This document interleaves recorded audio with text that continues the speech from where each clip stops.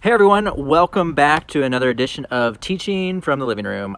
So today we're going to get away from the tools and the tech, and I wanted to give you guys 2 tips thinking about more of the technique and transformation that needs to happen. The first tip is to actually pause, step back, and breathe this weekend. The last week and a half for many of you has been a sprint, and it's now time to shift gears and get ready for the marathon ahead.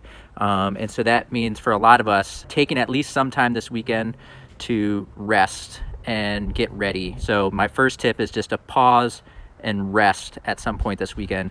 If you're not taking care of yourself now, you're not going to be in a position to take care of yourself and your students later in the semester when they really need you. So I know that's going to be hard for a lot of us to swallow because we feel like we're up against the clock. But really, we've had great leadership from President Drake, from Provost McPherson, from CIO Mike Hoffer, from Ohio State Online Rob Griffiths, from Learning Technologies Levi Esfand. All of them from the top down have really been pushing us to really look after ourselves and our family before anything else. And so I think that's something we need to take to heart and take advantage of. So I'm really thankful for that leadership. The second piece kind of goes along with it.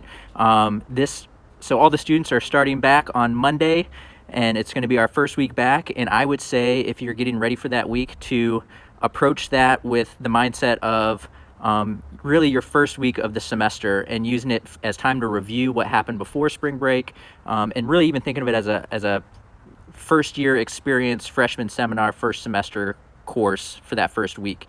And how can I ease my students into this, ease myself into it, open up discussion between you and your students about what the expectation is over the rest of the semester, kind of level set and prepare, and really do not get into heavy content this first week, and give yourself that space to kind of test the technology, test the routine of your students. Everyone's in a new location and a new routine, and this first week is really just going to be a matter of let's figure out what this looks like, moving ahead and setting ourselves up for success. So with that, I know it's a lot, but those are the 2 tips to take with you into this weekend, getting ready for the students to come back on Monday. I hope it helps. Keep going strong. You guys are awesome. We're going to get through this together. So #keep teaching.